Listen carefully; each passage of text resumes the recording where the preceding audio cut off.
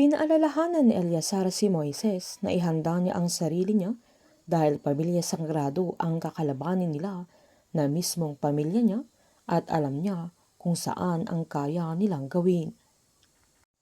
Tinanong naman ni Moises ang presidente kung bakit siya tinutulungan na si Danica ba ang dahilan.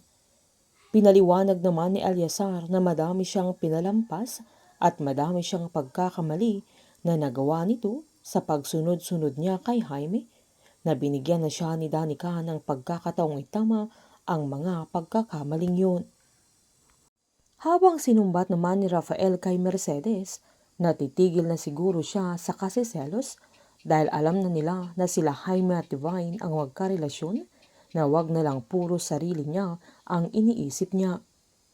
Nangatwiran naman si Mercedes na alam niyang mali siya, pero hindi siya masisisi ni Rafael dahil muntik nang nasira ang pamilya nila dahil sa pambababae niya noon.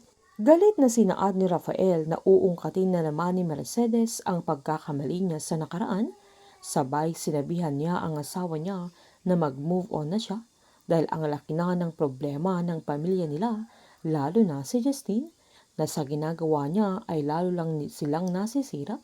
Napasigaw na humingi ng sorry si Mercedes, sabay sinaad niyang gagawa ni Jaime ng paraan para masolusyonan ang problema nila, na hindi niya pababayaan si Justine at ang buong pamilya nila, na kailangan nilang magtiwala kay Jaime. Sinumbat naman ni Rafael na nasaan ang tiwala niya sa kanya, kaya hindi nakaimik si Mercedes na umalis na si Rafael, na kahit pasigaw na tinanong ng asawa niya kung saan siya pupunta.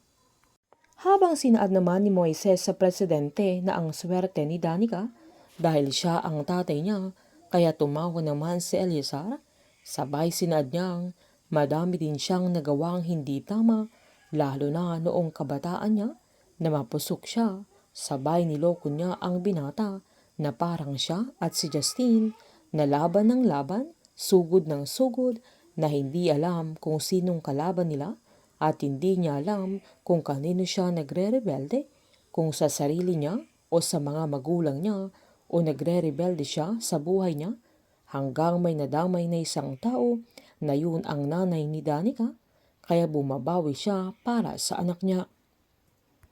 Agad namang sinaad ni Moises na buti bumabawi ang presidente dahil ang mga totoong magulang niya ay tinapon lang siya at hindi na siya binalikan pa, at wala nang balak bumawi sa kanya, na pinagmasdan naman siya ng presidente na wala siyang kalamalam na mismong pamangkin niya at mismong kadugo niya si Moises na tinutulungan niya.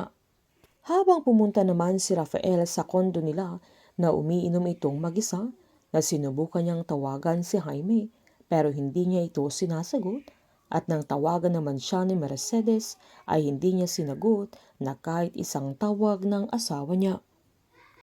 Habang ang alam naman ni Eleazar at Moises ay magsisimula na ang paglaban nila ng katotohanan, pero hindi papayag si Jaime.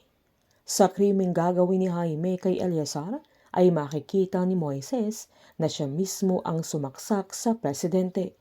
Papaano makakayang ipaglalaban ni Moises ang katotohanan para kay Eleazar, na mismong kapatid niya, ang handang kumitil sa buhay niya, makuha lamang ang gusto niya?